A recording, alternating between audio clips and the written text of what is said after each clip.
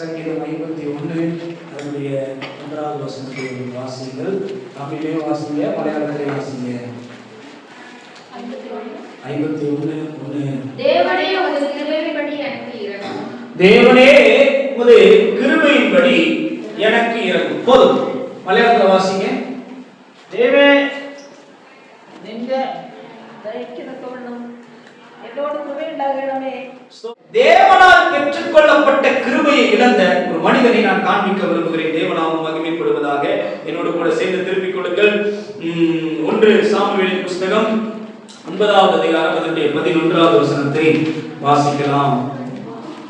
இந்த கிருபையை அவர்கள் பட்டணத்து மேட்டின் வழியாய் ஏறுகிற போது தண்ணீர் எடுக்க வந்த பெண்களை கண்டு 1 சாமுவேல் வாசிக்கியா?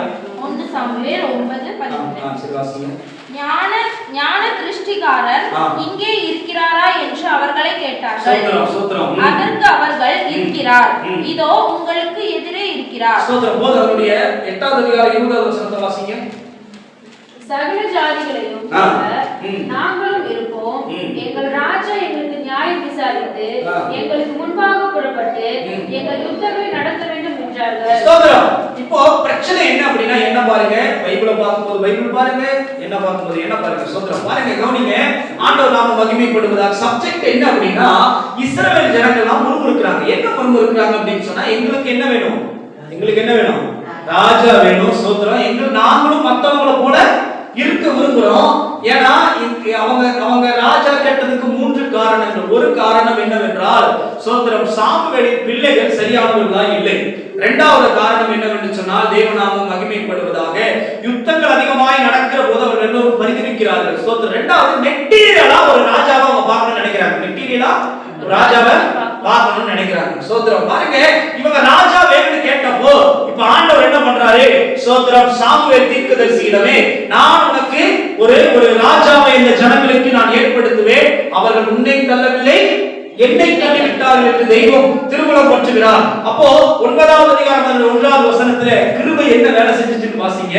பென்யமீன் கோத்திரத்தான கீஸ் என்னும் ஊர்ல மகா பராக்கிரமசாலியான ஒரு மனிதன். பாருங்க, இந்த ஜனங்கள் எப்படி கேட்டாங்க ராஜான்னு சொன்னா, எங்களுக்கும் அவங்கள மாதிரி ராஜா அப்படி யார் மாதிரி? அங்க இருக்கக்கூடிய மற்ற ஜாதியில் இருக்கிற ராஜா எப்படி அப்படின்னு சொன்னா பராக்கிரமசாலி. அவன் யாரு?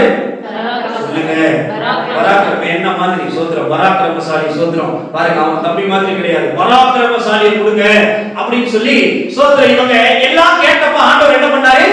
பராக்கிரமசாலியை தெரிஞ்சு கொண்டாரு. வாசிங்க அதனுடைய கீழ் வசனத்தை. அவன் பென்யமீன் கோத்திரத்தானாகிய அபிசாவின் மகனான பெரேகோத்திற்கு பிறந்த சேரின் புத்திரனான அபினேயின் குமாரன். அவனுக்கு சவுல் என்னும் பேருள்ள சௌந்தரியமான வாலிபனாகிய ஒரு குமாரன் இருந்தான். ஸ்தோத்திரம். இவங்க கேட்ட குவாலிட்டி என்ன அப்படின்னு சொன்னா, அப்பியரன்ஸ் நல்ல அப்பியரன்ஸா இருக்கும். பாக்கும்போதே சில நேரமா பார்த்தா பயமா இருக்கும். பாக்கும்போதே சொல்லுங்க, பாக்கும்போதே பாக்குறதுக்கு பயமா இருக்கும். கண்ணன் அப்படின்னு சொல்லி ஒரு ஊழியக்காரர் இருந்தார். ஸ்தோத்திரம். அப்ப அவர் என்கிட்ட ஒரு டைம் சொன்னாரு, நான் முதல்ல ஊழியத்துக்கு வரும்போது இந்த பெரிய பீஸை வச்சிருக்கிறவங்களை பார்த்தாலே எனக்கு பயம் அப்படின்னு. அப்போ அவர் ஊருக்கு போனப்போ புல்லட்ல பெரிய பீஸை வச்சு ஒரு ஆள் தப்பையாகும். புல்லட்ல குட்டு குட்டு குட்டு குட்டு குட்டு வருவாராமா. அவர் வந்தாருன்னா இவருக்கு ஆட்டோமேட்டிக்கா யூரின் வந்துருமாமா. சர்ச்சை ஆரம்பிச்சு புல்லட்டுக்காரன் பார்த்தாலே பயம். முதல்ல பாருங்க, இந்த புல்லட் வண்டி எல்லாம் பார்த்தா புள்ள முடிச்சுட்டு போற வண்டி அப்படின்னு சொல்லுவாங்க. இப்போ இந்த புல்லட் வண்டியை பார்க்கும் நிறைய பீஸை வச்சுட்டு வருவார். இவருக்கு இந்த ஆளை பார்க்கும் போதே பயமாமா. அப்ப ஜெபம் பண்ணிட்டாரு, ஆண்டவரே நீங்க எனக்கு என்ன துன்பத்தை வேணாலும் கொடுங்க, என்ன கஷ்டத்தை கொடுங்க, நான் அனுபவிச்சுக்கிறேன். ஆனா மீசக்காரன் மட்டும் எனக்கு முன்னாடி கொண்டு வராதுக்காக எனக்கு பயமா இருக்கு அப்படின்னு. இந்த மீசக்கார ஆளை பார்த்தாலே பயம். எனக்கு ஒரு மீசக்காரன் பார்த்து இந்த பயம் கிடையாது.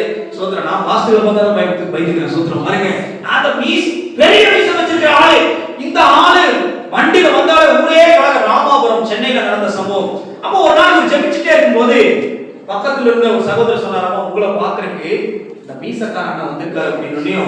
இவருக்கு 1 டாய்லெட் 2 டாய்லெட் எல்லாம் வந்து 3 டாய்லெட் தான் வந்துச்சு.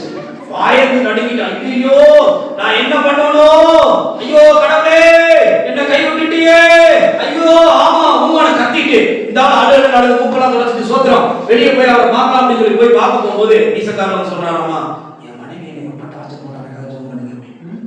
என் மனைவி என்னை டார்ச்சர் பண்ற, எனக்காக ஜெபம் பண்ணுங்க அப்படின்னா அப்ப அவர் சொன்னாராமா, எவ்வளவு பெரிய மீசை வச்சிருக்கிறவங்களுக்கு மனைவியை பார்த்தா பயம். மனைவியை பார்த்து பயப்படுறவனுக்கு மீச பெருசு கிடையாது, மீச இல்லாத மனைவி பார்த்து பயப்படுறான். சோத்திரம், அல்லேலூயா, தேவநாமம் மகிமைப்படுவதாக. அப்போ இந்த ஜனங்கள் என்ன கேட்கறாங்க அப்படின்னு சொன்னா, எங்களுக்கு பராக்கிரமசாலியா ஒரு ஆள் தேவையா, நீங்க என்ன கேட்கறவங்க பராக்கிரமசாலியா உங்களுக்கு கொடுத்தாரு. இங்க எங்க பாஸ்டர் கிருபைனா, நீங்க அப்படியே திரும்பினீங்க அப்படின்னு சொன்னா 21வது வசனம் வாசிங்க. 9:21. அப்பொழுது சவுல் பிரதியுத்தரமாக நான் இஸ்ரவேல் கோத்திரங்களிலே சிறிதான பென்யமீன் கோத்திரத்தான் அல்லவா, பென்யமீன் கோத்திரத்து குடும்பங்களில் எல்லாம் என் குடும்பம் அற்பமானது அல்லவா. கர்த்தர் சவுலை தெரிந்து கொண்டதற்கு காரணம், அவன் பென்யமீன் கோத்திரத்தை சேர்ந்தவன். இந்த பென்யமீன் கோத்திரம் மற்ற கோத்திரங்களை காட்டிலும் சிறிய கோத்திரம். இரண்டாவது சவுலை கர்த்தர் தெரிந்து கொண்டதற்கு காரணம், அந்த பென்யமீன் கோத்திரத்திலேயும் பாவப்பட்ட குடும்பம். லேவியா, நான் சொல்றது எத்தனை பேருக்கு புரியுது? சவுலை கர்த்தர் தெரிந்து கொண்டதற்கு காரணம் பென்யமீன் கோத்திரம். ஏன் பென்யமீன் கோத்திரம் அப்படின்னு சொன்னா, சவுல் பென்யமீன் கோத்திரத்தினுடைய கதையை ஒரு நாள் நான் நியாயாதிபதிகளை அழிஞ்ச கதையை நான் ஒரு நாள் பிரசங்கிக்கிறதா இருக்கு. சூத்திரம், வாக்குத்தத்தத்தை பிடிச்சிட்டாரு, நம்மள சந்தோஷப்பட்டிருக்கோம்ல. வாக்குத்தத்தம் பெற்றுக்கொண்டு அழிந்த சந்ததியை காண்பிக்க விரும்புகிறேன், வரட்டும் ஒரு நாள். சூத்திரம் பாருங்க, இந்த பென்யமீன் கோத்திரம் எல்லா கோத்திரத்தை காட்டிலும் சின்ன கோத்திரம். இந்த சின்ன கோத்திரத்துல இருக்கிற எல்லார காட்டிலும் ரொம்ப சின்ன குடும்பம் தான் யாரு? சவுலுடைய குடும்பம். அப்ப அவர் சொல்றாரு, பென்யமீன் கோத்திரத்து குடும்பத்தில் எல்லாம் என் குடும்பம் அற்பமானது. ஏன் கர்த்தர் அவனை தெரிந்து கொண்டாரு? அற்பமானது. ஏன் கர்த்தர் நம்மை தெரிந்து கொண்டார்? நாம் அற்பமானவர்கள் என்று. ஏன் கர்த்தர் நம்மை தெரிந்து கொண்டார்? நமக்கு தான் உதவி வேணும், அதனால கர்த்தர் நம்மை தெரிந்து கொண்டார். நான் நிறைய நேரங்கள்ல நான் பைபிள் காலேஜ் படிக்கும்போது நிறைய பேர் ஜாயின் பண்ணி 3 பேர் தான் கிராஜுவேஷன். அப்ப என்கிட்ட கேட்டாங்க, எல்லாரும் போயிட்டாங்க, நீ யாரா போல, நீ பண்ணின வேலைக்கு நீ தான் போகணும்னு நினைச்ச அப்படின்னா. நான் அவங்களுக்கெல்லாம் வெளியே போனா ஏதாவது தெரியும், பொழைச்சுக்குவாங்க. எனக்கு ஒண்ணுமே தெரியாது, நான் போய் என்ன பண்ணுவேன்? ஒருத்தன் டிரைவிங் தெரியும் போயிட்டான், அவன் டிரைவரை பொழைச்சுக்குவான். இன்னொருத்தன் எங்க அப்பா சர்ச்சுக்கு போயிட்டு, இப்படி ஒவ்வொருத்தருக்கும் ஒரு ரீசன் இருந்துச்சு. எனக்கு ரீசனே இல்லை. அதனாலதான் தேவ கிருபை நம்ம மேல அதிகமா இருக்குங்க. அதனாலதான் ஒண்ணுமே இல்ல, ஆதரவே இல்ல. சோத்திரம், எந்த நிலையிலும் சோத்திரமின் வாழ்க்கை உயராது என்று யார் அற்பமாய் இருக்கிறார்களோ அவர்கள் மீது கர்த்தர் தகுதிக்கு மேல் பாராட்டுகிறதுதான் தேவ கிருபை. நம்மளால முடியாதுன்னு தெரியும் போது கிருபை பெருக ஆரம்பிச்சிடும். ஆனா நம்ம என்ன பண்ணணும் தெரியுங்களா? ஆண்டவர் சமூகத்துல செத்தவனை போல போய் விழுந்துருங்க. ஆண்டவர் சமூகத்துல எந்த சந்ததி செத்தவனை போல விழுகிறானோ, நான் வாசித்த வசனம் போல கிருபை பெருகும். ஸ்தோத்திரம், தேவநாமம் மகிமைப்படுவதாக.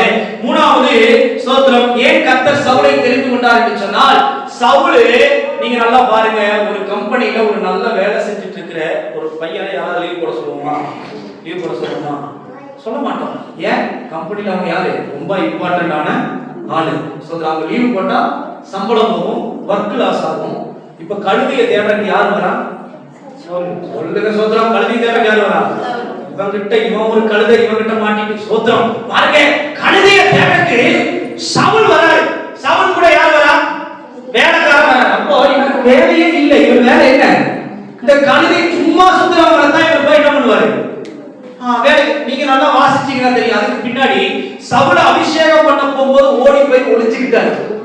சவுல அபிஷேகம் பண்ணும் போது ஓடி போய் ஒளிஞ்சுக்கிட்டாரு. வாசிக்க அதனுடைய 22வது வசனம், 10:22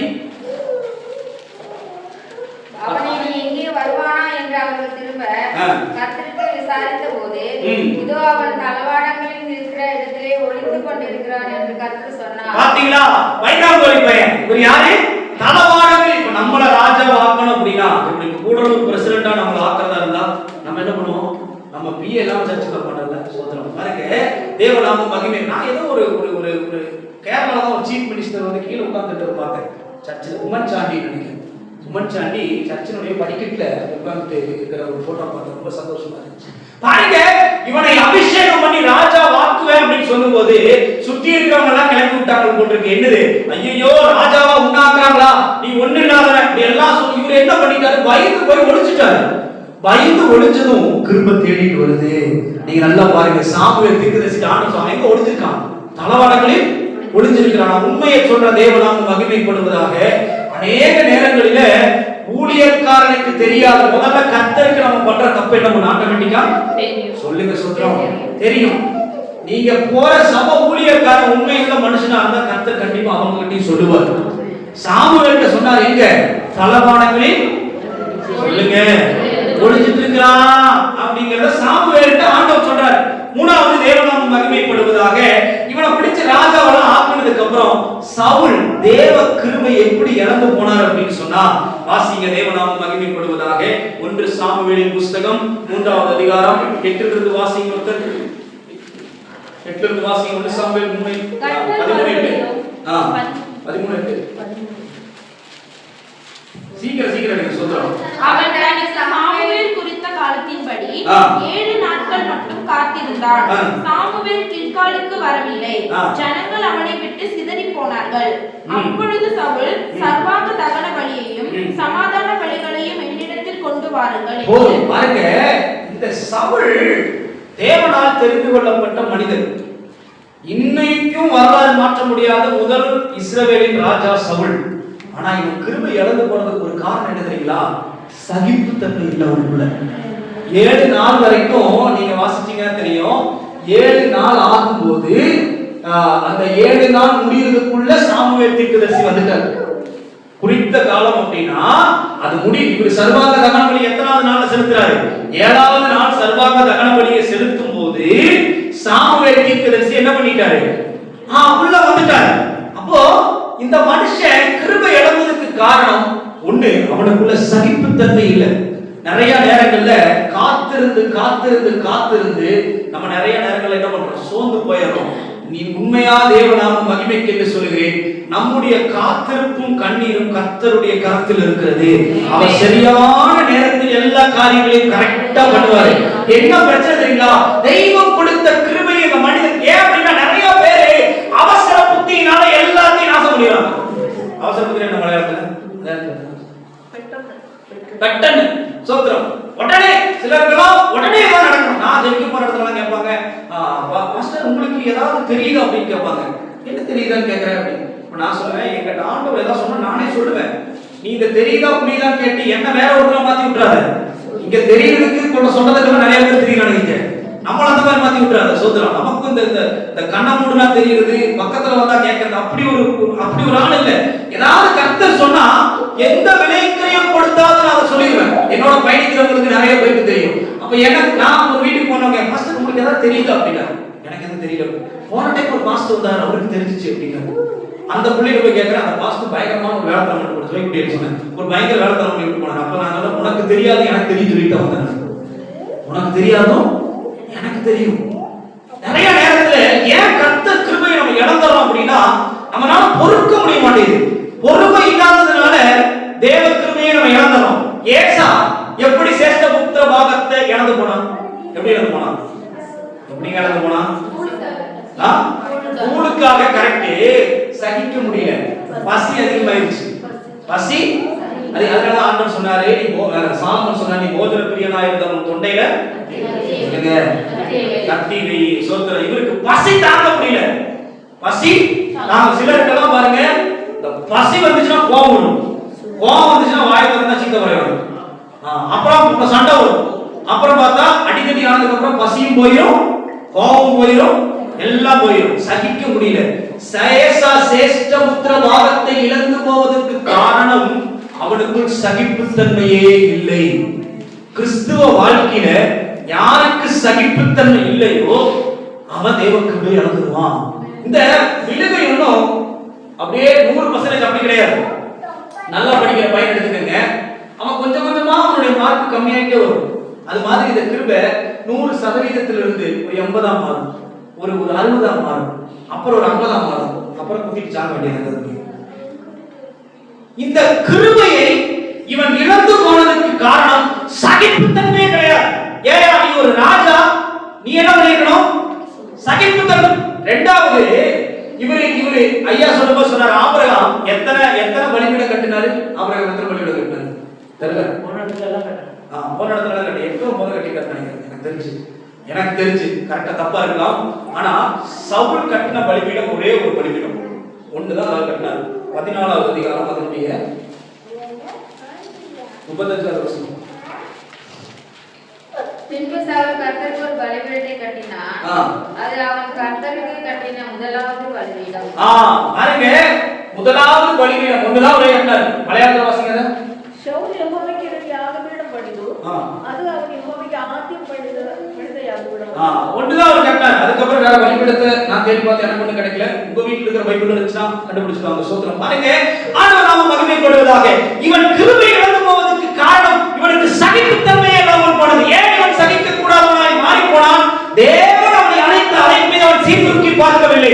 கழுதைக்கு பின்னாடி இவர் போவாராமா, கர்த்தர் தீர்க்கதரிசிட்ட சொல்லுவாராமா, இவரை கொண்டு கர்த்தர் அபிஷேகம் பண்ணுவாராமா, ராஜ்யத்தை கொடுப்பாராமா.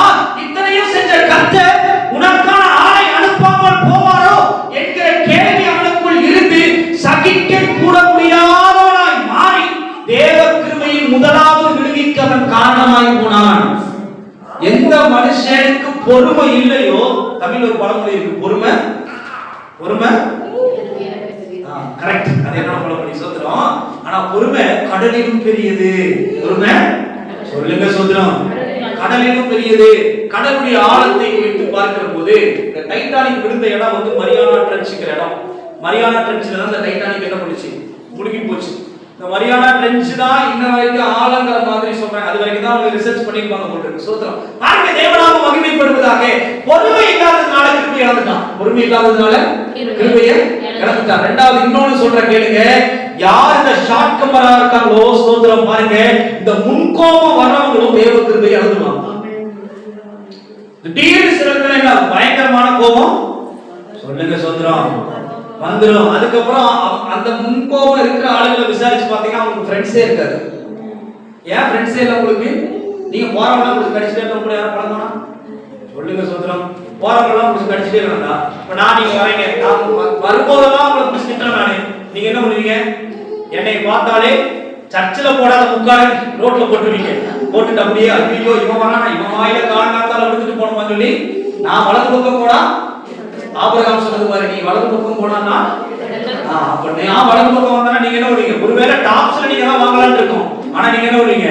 போடா வீட்டுக்கே போனா பரவாயில்ல சொல்லி திரும்பி இறங்கி போயிருவீங்க. பொறுமை இருக்கிறவன் பொறுமை இல்லாதவன் கிருபை இழந்து போயிடுவான். ரெண்டாவது, இவர் கிருபை இழந்து இன்னொரு காரணம் என்ன அப்படின்னா, அதனுடைய 15வது அதிகாரம் 15வது வசனத்தை வாசி. அதற்கு சவுல் அமலேக்கியரிடத்திலிருந்து அவைகளை கொண்டு வந்தார்கள். ஜனங்கள் ஆடு மாடுகளில் நலமானவைகளை உம்முடைய தேவனாகிய கர்த்தருக்கு பலியிடும்படிக்கு தப்ப வைத்தார்கள். சோதரம், இவனுடைய இரண்டாவது விழுகைக்கு காரணம் என்ன தெரியுங்களா? பொருளாசை. என்னது? சொல்லுங்க சொல்லுங்க சோதரம். பொருளாசை. பொருளாசை இவன் ஒரு தடுத்து முதல்ல ஒரு படியில இருந்து விழுந்தாரு. எதனால? பொறுமை இல்லாததுனால. அப்பயே சொல்லிட்டாரு சாமுவேல், நீ நல்லாவே இருக்க மாட்டடா, நீ சோதரம் அப்படிதான் ஆகும் அப்படின்னு அவர் அப்பயே சொல்லிட்டாரு. ரெண்டாவது, இவருக்குள்ள அடுத்து வந்த பிரச்சனை என்ன? பொருளாசை. எல்லாத்தையும் கொண்டுட்டு வா அப்படின்னு ஆண்டவர் சொன்னப்போ இவரு சில நலமானவைகளை கர்த்தருக்கென்று தெரிந்தெடுக்கிறாராம்.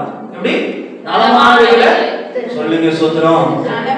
பொருளாசை மாத்திரம் கிடையாதுங்க, பொன்னாசை, உலக இச்சை, இதெல்லாம் கிருபையை இழந்து வச்சு சவுலுக்குள்ள இருந்தது ஒரு பெரிய இச்சை. நான் இவனை கொண்டுட்டு வாடான்னு சொன்னா என்ன பண்ணான்? இவன் போய் பாக்குறான்டா, இவ்வளவு நல்லா இருக்குது, இத போய் நாம பண்ணலாமா? நீங்க நல்லா பாருங்க, இந்த பிள்ளைகிட்ட எல்லாம் போய் ஏண்டி அவன் ஓனாமா இருக்கான், அவனை போய் கல்யாணம் பண்ண சொல்ற. அப்ப அவன் பிள்ளை அப்பனுக்கு கண்ணே தெரியல போட்டு அவனை போய் அவன் எவ்வளவு அழகா இருக்கான்னு, அவன் எவ்வளவு நல்லா இருக்கான், இந்த ஆளுக்கு கண்ணு தெரிய மாட்டேங்குது. எந்த ஆளு? நீ கக்கா போய் உனக்கு எல்லா வேலையும் செஞ்சு உன்னை படிக்க வச்சு ஆளாக்கி நீ நல்ல சட்டை போட்டு போகணும்னு சொல்லி இந்த ஆளு பைத்தியக்காரனாட்ட வாழ்ந்த ஆளுக்கு கண்ணு தெரியல. இதுதான் அதனாலதான் சொல்லுவாங்க காதலுக்கு கண்ணு. சொல்லுங்க, காதலுக்கு கண்ணு மட்டும் கிடையாது, மூக்கு வாய் எதுவுமே அறிவில்ல, முட்டாள். பாருங்க, நல்ல ஸ்தோத்திர தேவநாம மகிமைப்படுவதாக. இந்த மனுஷன் நலமானது. அவர் என்ன சொன்னார் ஆண்டவர்? முதல்ல என்னைக்குமே ஒரு பிரச்சனை வரும்போது இங்கேயும் அங்கேயும் போகாதீங்க. இன்னொன்னு சொல்லி தரேன், பின்னாடி திரும்பி பாருங்க ஆண்டவர் கூட்டிட்டு வந்த விதத்தை. அப்ப நமக்கு தெரிய ஆரம்பிச்சிடும். நம்ம பிரச்சனை இல்லைங்களா? ஒரு பிரச்சனை வந்து இங்க இருக்கிறவங்க ஒரு முட்டு முட்டும், அங்க இருக்கிறவங்க முட்டும், கடைசியில் இல்லைன்னா வீட்டாமல தலையில போய் ஒரு முட்டு முட்டுறது சோத்திரம் எல்லாம் ஒன்னாலதான் வந்துச்சு. அவர் திரும்பி அவர் ஹைப்பர் டென்ஷன் இருப்பாரு. அவர் திரும்பி சொல்லுவாரு, உன்னை கல்யாணம் பண்ணதுனால என் வாழ்க்கையே சொல்லுங்க சோத்திரம் போச்சு. இங்க அங்கல கொஞ்சம் திரும்பி பாருங்க, பின்னாடி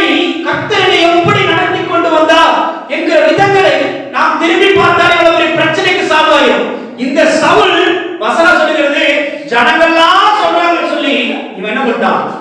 சொல்லுங்க, இவன் நலமானவைகளை அந்த வசனத்தை கரெக்டா வாசிமா. அதற்கு சவுல் அமலேக்கியரிடத்திலிருந்து அவர்களை கொண்டு வந்தார்கள். ஜனங்கள் ஆடு மாடுகளின் நலமானவைகளை உடைய தேவனாகிய கர்த்தருக்கு பலியிடும்படிக்கு தப்ப வைத்தார்கள், மற்றவர்களை முற்றிலும் அழித்து போட்டார்கள் என்றான். அப்பொழுது சாமுவேல், அந்த பேச்சை விடும், கர்த்தர் இந்த ராத்திரியிலே எனக்கு சொன்னதை உமக்கு அறிவிக்கிறேன் என்று சவுலோடு சொன்னான். அவன் சொல்லும் என்றான். அப்பொழுது சாமுவேல், நீ உம்முடைய பார்வைக்கு சிறியவனாய் இருந்த போதல்லவோ இஸ்ரவேல் கோத்திரத்தின் தலைவனானே. பாத்தீங்களா, ஆண்டவர் என்ன சொல்ற, நீ உன்னுடைய பார்வையில சிறியவனாய் இருக்கும்போது உன் ஆண்டவர் என்ன பண்ணாரு இஸ்ரவேலுக்கு. நான் சொல்லுவேங்க, இன்னைக்கு நம்ம காண்கிற எல்லா மேன்மைக்கும் காரணம் கர்த்தர் தான். இன்னைக்கு நம்மள 4 பேர் மதிக்கிறானதுக்கு காரணம் ஆண்டவர் தான். நான் சொல்றது உங்களுக்கு புரியுதா இல்லையா? நம்மளை இன்னைக்கு பார்க்கும்போது ஐயா சோத்திரம், அம்மா சோத்திரம், ஆன்டி, அங்கிள், அம்ச்சி, அப்பச்சா, இதுக்கெல்லாம் காரணம் யாரு? ஆண்டவர் தான். ஆண்டவர் சொல்றாரு, நீ சின்னவனா இருக்கும்போது, ஒண்ணு இல்லாம இருக்கும் போதுல கர்த்தர் ஒண்ணு தெரிஞ்சு கொண்டாரு. முதல்லயே சாமுவேல் சொல்லும்போது சொன்னாரு, உன் ராஜ்யம் விழுந்துரும். இரண்டாவது சொல்றாரு, உன் ராஜ்யம் விழுந்துரும். மூணாவது, சவுல் கிருபை இழந்து போவதற்கு விழுந்து போவதற்கு இன்னொரு காரணம் என்ன அப்படின்னு சொன்னா 18வது அதிகாரம் 8வது வசனம் வாசிங்க. முதல்ல பொறுமை இல்லாதது, இரண்டாவது பொருளாசை, மூணாவது அந்த வார்த்தை சவுலுக்கு விசனமா இருந்தது. அவன் மிகுந்த எரிச்சல் அடைந்து தாவீதுக்கு 10,000 எனக்கோ 1000 கொடுத்தார்கள், இன்னும் ராஜ்யம் மாத்திரம் அவனுக்கு குறைவாய் இருக்கிறது என்று சொல்லி அந்நாள் முதற்கொண்டு சவுல் தாவீதை காயமாகமாய் பார்த்தான். ஸ்தோத்திரம். முதல்ல அவருக்கு என்ன வந்துச்சு? பொறுமை இல்லாம போனார். இரண்டாவது பொருளாசை, மூணாவது பொறாமை. மூணாவது அவருக்கு என்ன வந்துச்சு? சொல்லுங்க. ஃபர்ஸ்ட் ஒரு 100% இருந்து 80 ஆச்சு, அப்புறம் ஒரு 60 ஆச்சு, இப்போ எத்தனை ஆயிடுச்சு? எத்தனை ஆச்சு? 40 மாறிடுச்சு. கிருபை என்ன பண்ணுது? பெருகாம குறைஞ்சிட்டே வருது. கிருபை என்ன பண்ணுது? சொல்லுங்க. கிருபை குறைஞ்சிட்டே வருது. முதல்ல பொறுமை இல்ல, கீழ்ப்படி இல்ல, சோத்திரம். இரண்டாவது பொருளாசை, மூணாவது அவருக்குள்ள என்ன வந்துருச்சு? பொறாமை. பொறாமை ரொம்ப டேஞ்சர். அது ரொம்ப டேஞ்சர். வசனம் சொல்லுது, பொறாமை எலும்புருக்கி. என்னது? எலும்பையே உருக்கி விடுமாமா. சோத்திரம். பாருங்க, நிறைய நேரத்துல கிறிஸ்துவர்கள் பெந்தகோஸ்துக்காரங்கன்னு சொல்லி அடையாளப்படுத்துகிற நமக்குள்ள இருக்கிற பொறாமை என்ன மாதிரி பக்கத்துல இருக்கவங்க இருக்க மாட்டேங்குது. இல்லையா? ஆமென் சொல்ல மாட்டேங்கிறீங்க? சொல்லுங்க ஆமென். ஆமென். ரோதிமணி மாவ சொல்ல வைக்க விட மாட்டேன் நான். சோத்திரம். சொல்லுங்க ஆமென். சோத்திரம். பாருங்க, தேவநாம மகிமைப்படுவதாக. இந்த பொறாமை என்ன சவுலுக்குள்ள வர ஆரம்பிச்சதுக்கு அப்புறம் முதல்ல கொஞ்சம் ஸ்லோவா விழுந்துட்டு இருந்தாரு, இப்போ கொஞ்சம் ஸ்பீடா விழுக ஆரம்பிச்சிட்டாரு. முதல்ல கொஞ்சம் ஸ்லோவா விழுந்தாரு, இப்போ ஸ்பீடா விழுக ஆரம்பிச்சிட்டாரு. பொறாமை வந்தோடனே அவர் சொல்றாரு, அவனுக்கு 14,000 எனக்கு. ஆமா, உண்மைதானே? அவன் சொல்றது கரெக்ட் தானே? நீ ஆம்பளை மாதிரி நீ சண்டை போடாம, ஒரு ஆண் மகனாய் இன்று வீரமா சண்டை போடாம, நீ என்ன பண்ண? எல்லாத்தையும் முன்னாடி அனுப்பி பின்னாடி போய் ஒளிஞ்சிட்டு யுத்தம் முடிஞ்சனே வந்து சொல்றாரு, சோத்திரனா அது கரெக்ட் தானே? அவர் பண்ணது 1000, நீ பண்ணது சோத்திரம். அது சொன்ன கரெக்ட் தானே? தாவீது உன்னை காட்டிலும் பெரியவன் தானே? தாவீது உங்களோட பெரியவர் தானே? தாவீது ஒருவேளை சின்ன பையனா இருந்தாலும் உங்களை காட்டி கணம் கூடுதவன் தானே? தாவீதுக்கு எக்ஸ்பீரியன்ஸ் இல்லாட்டினா கூட தாவீது உங்களோட சோத்திரம் வில்லியத்தையே வீரனா இருந்தான் அல்லவா? அவன் சொல்றது உண்மைதானே? ஆனா இவருக்கு என்ன வந்துச்சு? பொறாமை. சொல்லுங்க. பொறாமை வந்ததுமே சவுலுடைய வாழ்க்கையில அப்படியே விழுக ஆரம்பிக்குது.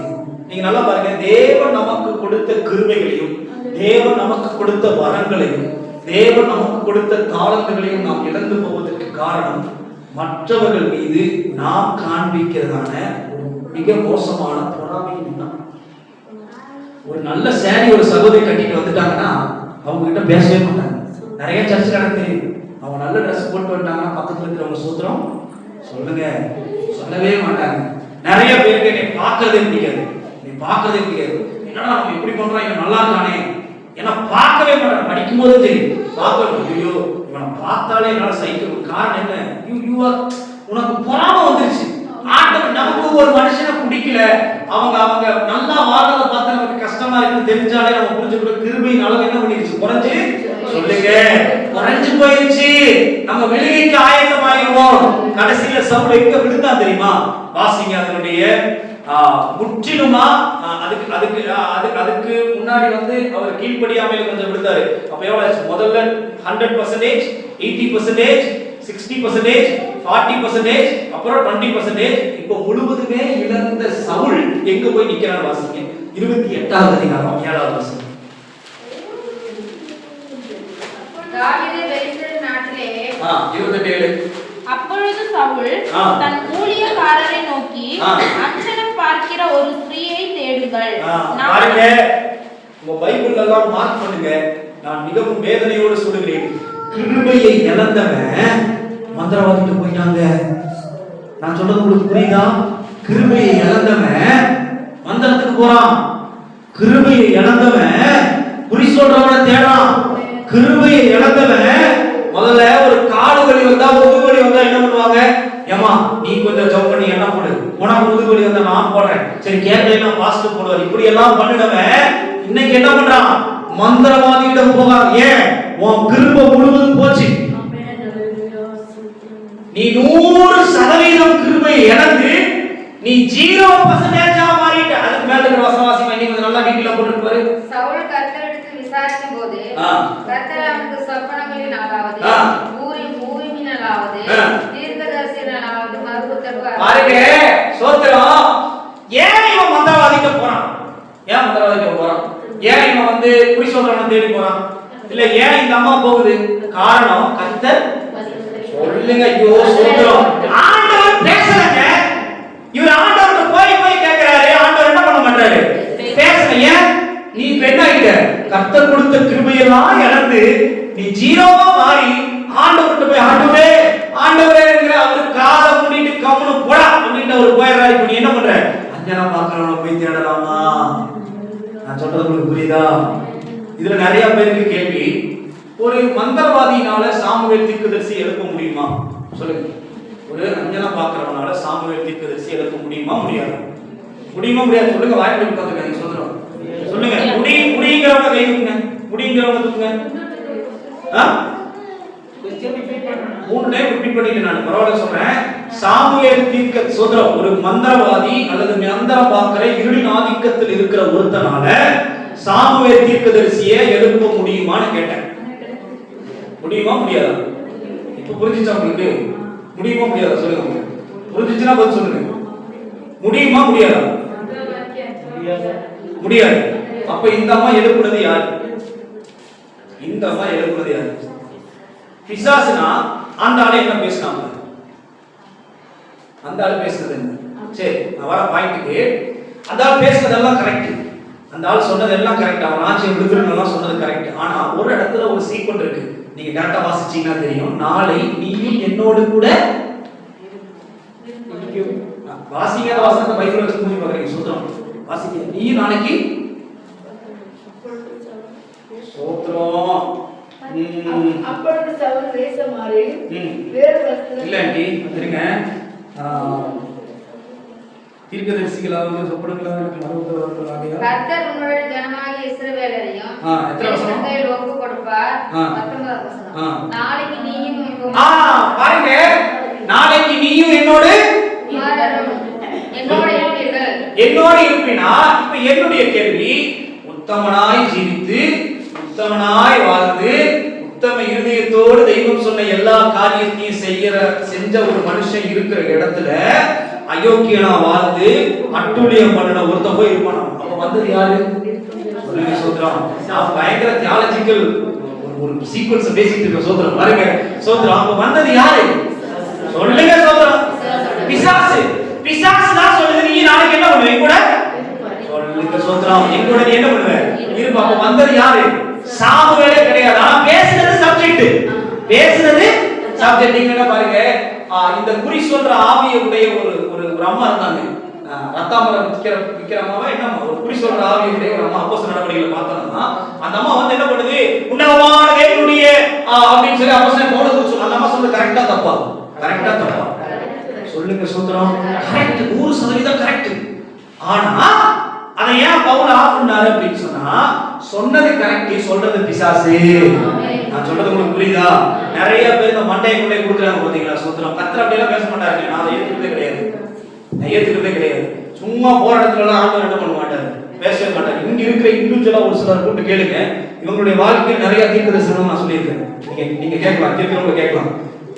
ஒரு மனுஷனை பார்க்கும்போது ஆண்டவர் நீ கூட நிறைய காரியங்கள் பேசியிருக்காரு, ஜோய் முடியாது. அது மாதிரியே நடந்திருக்கு. நான் எங்கேயும் போய் என்ன தீர்க்கதரிசி அடையாளப்படுத்திக்கிறது இல்லை. என்கிட்ட வந்து எனக்கு ஜெபம் பண்ணி ஏதாவது சொல்லுங்க அப்படின்னா, உண்மையாவே கர்த்தர் ஜெபம் பண்ணி ஏதாவது சொன்னாங்கன்னா கண்டிப்பா நான் சொல்லுவேன், சொல்லாதெல்லாம் சொல்ல மாட்டேன். நான் ஒரு இடத்துக்கு ஊழியத்துக்கு போனப்போ நான் ஏற்கனவே சொல்லுங்க, வாழ்க்கையில நடக்காத ஒரு அற்புதத்தை நான் பாக்குறேன். காலையில 4 மணிக்கு நான் எந்திரிச்சு உட்காரும்போது ஆண்டவர் சொல்றாரு, இன்னைக்கு உனக்கு என்ன சாப்பாடே நீ இல்ல, நீ போய் சாப்பிட்டு வந்துரு. ஆண்டவரே உபவாசம் போட்டதுக்கு இருந்தாலும் கூப்பிட்டுருக்காரு. நான் எப்படி ஆண்டவரே நீ போய் அந்த மாஸ்டர் போய் சொல்றேன், நான் ஐயா ஒரு ரெண்டு தோசை எனக்கு எங்காவது சாப்பிட போக முடியல, வயிற்று கொடுத்தீங்கன்னா நானே போய் சாப்பிட்டேன். மாஸ்டிங் ப்ரேயர் ஆச்சு மாஸ்டர் அப்படின்னு சொல்லிட்டு சரி கூட்டிட்டு போயிட்டு நான் போய் சாப்பிட்டு வந்துட்டேன். 2 மணிக்கு ஜெபம் பண்ண ஆரம்பிச்சாங்க இந்த விசுவாசிகள். நைட்டு 9:30 மணி நான் முடியும் போது சட்டை பேண்ட் கீட்டி எல்லாம் நனைஞ்சு அப்படி எடுத்து புளியறேன். அந்த ஸ்வெட்டிங் அப்படியே தண்ணியில ஊத்துற மாதிரி ஊத்துது. அன்னைக்கு நான் பார்த்த வாழ்க்கையில் நடந்த அற்புதம் மாதிரி எங்கேயும் பார்த்ததே கிடையாது. கை வச்சா விழுவாங்க, விழுந்துருக்கிறாங்க. கை வைக்காம விழுகிறான், பேச விழுகிறான். சர்ச்சு கொடுத்து பிசாசான அவன் போக சொல்லுது. இந்த பாஸ்டர் எல்லாம் சொன்ன பாஸ்டர் ஒரு வீடியோ போட்டு எடுத்தா Facebookல போட்டா நிறைய மீட்டிங்ஸ் வரும். ஏன்னா மீட்டிங்ஸ் நிறைய வருது எனக்கு. அப்ப நான் சொன்னேன், நீங்க சொல்றது கரெக்ட், இதெல்லாம் நடக்கும் எனக்கு என்ன ஆகாது, சத்தியமா தெரியாது. ஆனா இதையெல்லாம் நான் எடுத்து போட்டேன் அப்படின்னா வெளிப்படுத்தின விசேஷத்துல சொல்றது மாதிரி தவளைக்கு ஒத்த ஒரு நாவுள்ள பிசாசு நம்ம மண்டையில ஏறி விட்டுட்டு இப்ப எனக்கு எதுவுமே தெரியாது, ஆண்டவர் அற்புதம் பண்றாரு. இப்ப இன்னைக்கு என்ன ஆகும் அப்படின்னு சொன்னா இது மண்டையில ஏறிச்சுன்னா நான் சொல்லப்படுது. நீங்க ஒரு 3 நாள் வந்து சுதரம் நீங்க என்ன சொல்லி கூட்டம் நடத்துங்க, கர்த்தர் வாழ்க்கையில பேச அழகா பேசுவாங்க. ஆனா பேசுறது பரிசுத்த ஆவியானவர் கிடையாது. நான் சொல்றது எத்தனை பேருக்கு புரியுது? இயேசு எங்காவது ஒரு அற்புதத்தை செஞ்சு எங்கேயாவது ஒருத்தர் முன்னாடி கூப்பிட்டு நிக்க வச்சு அவர் பேசியிருக்காரா? சொல்லுங்க சுதரம், சொல்லுங்க. சரி, இன்னைக்கு இத்தனை ஜனம் இங்க போகுது. இன்னைக்கு நம்முடைய சர்ச்சில் செத்து போன ஒருத்தர் உயிரோட நம்ம எழுப்பிட்டோம். பெத்தேல் சர்ச்சில் இருக்கிற ஆட்கள் எல்லாம் இங்க வந்துரும். எல்லா சர்ச்சிலும் ஓ இந்த சர்ச்சில் தானே என்ன இருக்காரு இயேசு. ஏன் கர்த்தர் இதை பண்ண மாட்டேங்கிறாரு? ஏன் பண்ண மாட்டேங்கிறாருன்னா யோவான் சுவிசேஷ புத்தகம் 1ஆம் அதிகாரம் 1ஆம் வசனத்தை வாசிங்க.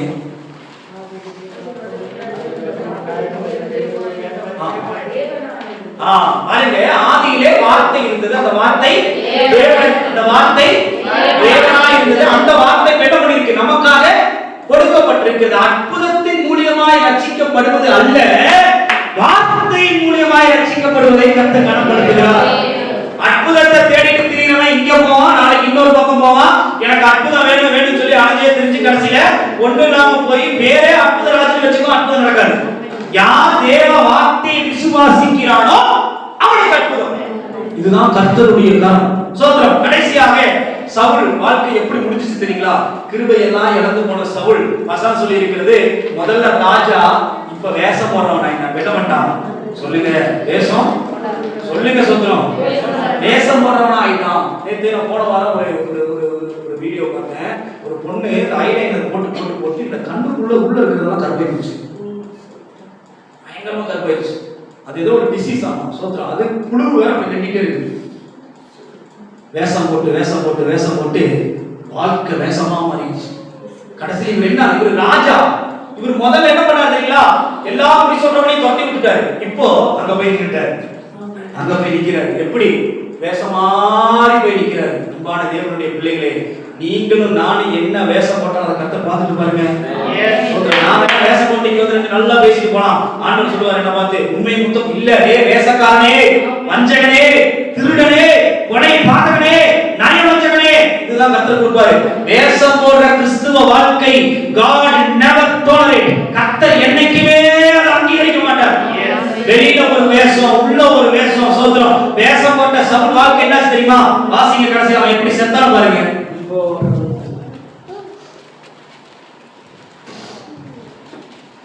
அதனுடைய 2வது அதிகாரம், அதனுடைய 2 சாமுவேல் 1வது அதிகாரத்துல 2:31 வாசிங்க. 1வது அதிகாரத்துல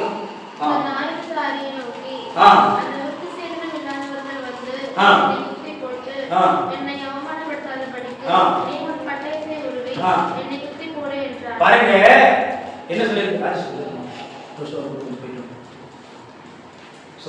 பாருங்க, தேவநாமம் மகிமைப்படுவதாக. இந்த ஸ்தோத்திர தேவநாமம் மகிமை. இந்த சவுல் என்ன பண்றாரு? விருத்த சேதனம் உள்ளவன் என்ன குத்தி சொல்லுங்க, குத்தி என்ன கொண்டு போடாததுக்கு நீ என்ன பண்ணு?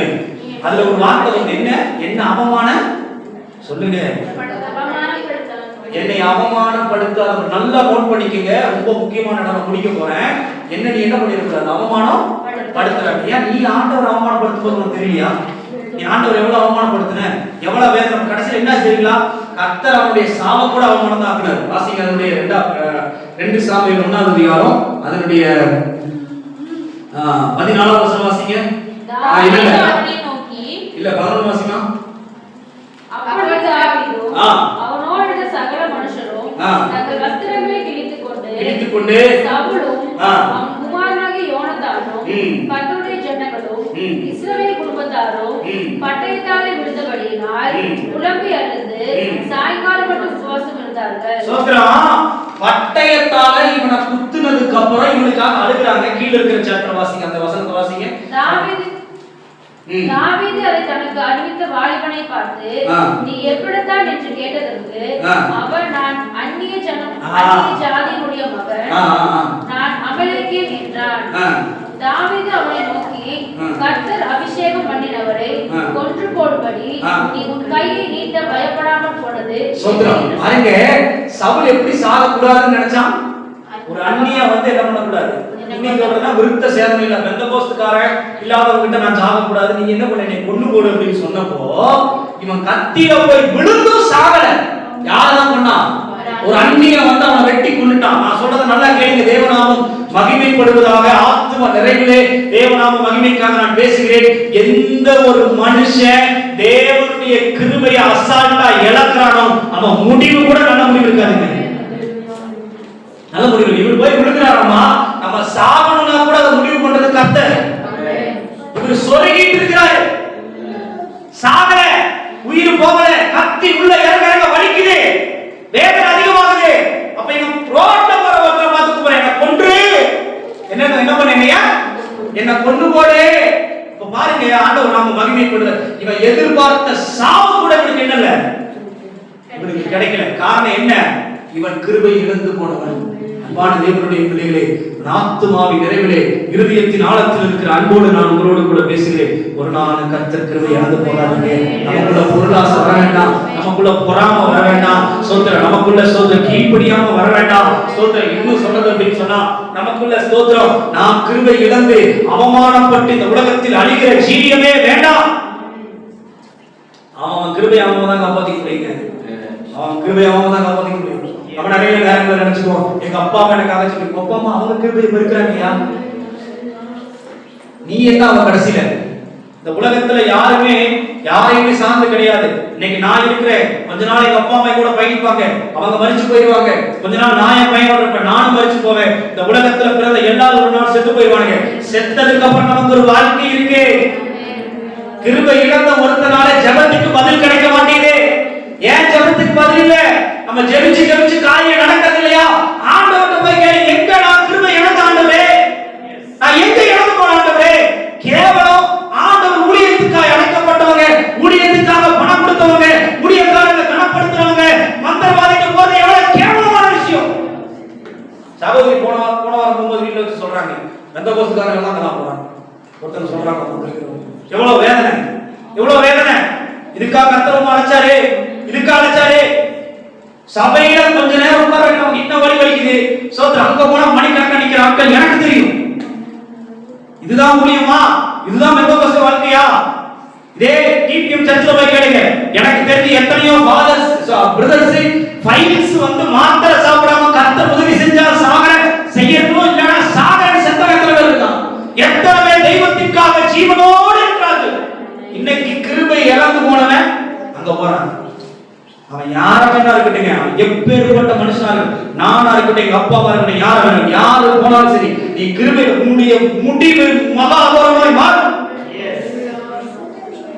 நீங்க என்ன கேளுங்க, சோத்திரம். என் மனைவி கூப்பிட்டு கேளுங்க, சொல்லுவா, நான் ஒரு இன்சூரன்ஸ் கூட போடுறேங்க, எனக்கு ஏதாவது ஒண்ணு ஆகி நான் இன்சூரன்ஸ்னால வந்து காப்பாற்ற செத்தா சாக இது வேறுதான் வந்தேன். ஒரு நாள் கவர்மெண்ட் அடுத்த ஆண்டுவே ஊழியர் வந்து நான் ஜெபிக்க மாட்டேனே, உமக்கு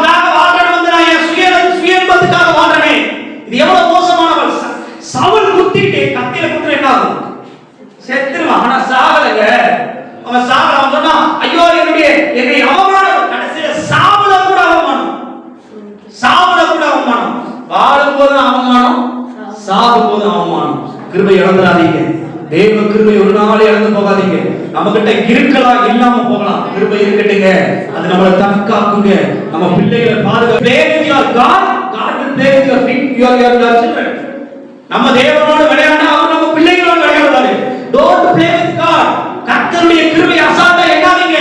பாவம் செய்ய செய்ய கிருபை பெருகுன்னு சவுல் நினைச்சான். கடைசியில குத்திட்டு சாக முடியாம வெட்டுப்பட்டு செத்து போனான். பிரியமான தேவனுடைய பிள்ளைகளே, நாம் இந்த பகவதியை சிந்தித்து பாருங்க. எந்த இடத்துல என் கிருபை கம்மியா போச்சு ஆண்டவரே, எந்த இடத்துல கிருபை கம்மியா போச்சு. நானே, நீங்க நம்ப மாட்டீங்க, சோத்திரம், இந்த கீழே விழுகிறது ஏதாவது ஒன்று உடனே ஆச்சு அப்படின்னா, கீழே விழுகிறேன், உடனே கீழே விழுகிறேன், கையில் அடிபடுது, கால் உடனே ஆண்டவரே ஏதாவது தப்பு பண்ணிட்டேனா, இப்படியெல்லாம் எனக்கு ஆகவே ஆகாதே. நீங்க தானே சொன்னீங்க உங்களுடைய தூதனை கொண்டு என்னை தாங்குங்கன்னு சொன்னீங்களா. நான் உடம்பு சரியில்லாம படுத்திருக்கிற பயங்கர வேதனை. அந்த அன்னைக்கு நைட், அதுக்கு முதல் நாள் நைட் ஆன்டிபயோட்டிக் 500 mg இருக்கிற மாத்திரை 2 போடுறேன். வலி என்ன கொள்ளுது, வலி என்ன கொள்ளுது. அடுத்த நாள் ஜெபடி மாத்திரை போட்டு நான் படுத்திருக்கேன். அப்போ ஆண்டவர் சத்தத்தை கேட்க ஆரம்பிக்கிறேன். ஆண்டவர் சொல்றாரு, நீ கூடலூர்லயே ரொம்ப பிஸியா இருக்கிற, யூஆர் பிஸியா டூயிங் நத்திங். உண்மைப்பா, நிறைய நேரங்கள்ல நான் ரொம்ப பிஸியா இருக்கிறேன், ஆனா ஒண்ணுமே பண்றது இல்லை, பிரயோஜனமே இல்லை. பிரயோஜனம் 2 வாரத்துக்கு முன்னாடி கூப்பிட்ட வீட்டுக்கு இன்ன வரைக்கும் நான் போவே இல்லை. இந்த வார்த்தையை நான் கேட்டேன். எல்லாத்தையும் ஆண்டவர்கிட்ட கேட்டுதான் நான் செய்வேன். ஆனா என் சுய இச்சை வரும்போது நான் என்ன பண்றேன், என்னுடைய இச்சைக்கு கொஞ்சம் இடம் கொடுத்துறேன். வேண்டாங்க, கிருபை இழந்து போகாதீங்க. என்னைக்கும் கர்த்தர் கிருபை இழந்து போகாதீங்க. பாருங்க, நல்ல சாவு கூட கிடைக்கலீங்க. நான் அவமானப்பட்ட கடைசியில கர்த்தர் சாவுலயே அவமானப்படுத்தினாரு. இவன் போய் சாமியோட விளையாடுமா சொல்றோம். நம்ம பகல் வேளையில தேவ சமூகத்தை நாம சிந்திச்சு பார்க்கலாம். தேவ கிருபை எவ்வளவு தூரம் நம்ம கூட இருக்கிற கிருபை பெருகுதா இல்ல குறையுதா? நம்ம பண்ற காரியங்கள் எப்படி இருக்கு? நம்ம தேவ சமூகத்துல, ஆண்டவர் சமூகத்துல நாம ஜெபிக்கலாம். சொல்றோம், ஆண்டவரே கிருபை பெருகுது, ஆண்டவரே கிருபை பெருகுதுப்பா. நாங்க ஒரு நாள் கிருபை இழந்தோம். பிள்ளைகளுக்காக ஜெபிங்க. ஸ்தோத்திரம். சபைக்கு வரலைன்னா பிள்ளைகளை சந்தோஷமா அவங்கள போய் கொஞ்சாதீங்க, அவங்க ஆதரிக்காதீங்க. நீங்க ஸ்ட்ரிக்ட்டா இருங்க. ஸ்தோத்திரம். நல்ல ஸ்தோத்திரம். வசனம் சொல்லுகிறது, தகப்பன் நேசிக்கிற பிள்ளையை அவர் சிட்சிக்கிறது போல அவரே நம்ம நேசிக்கிறார். நம்ம பிள்ளைகளை சிட்சித்து தான் ஆகணும். ஏன் சபைக்கு வரல, ஏன் காரியம் இல்ல, நீ ஏன் சபைக்கு வர மாட்டே, பைபிள் படிக்க மாட்டே, ஜெபம் பண்ண மாட்டே, உன் வாழ்க்கை எங்க போகுது? ஸ்தோத்திரம். ஆண்டவர் சமூகத்துல கேளுங்க, ஆண்டவர் சமூகத்துல கேளுங்க. நமது மகன்களை ஒப்பு கொடுத்து ஜெபிக்கலாம். ஹalleluya. உர்ராலனா துராவாரவா ஷபரா அந்தரதனா. ஹalleluya, ஹalleluya, ஹalleluya, ஹalleluya.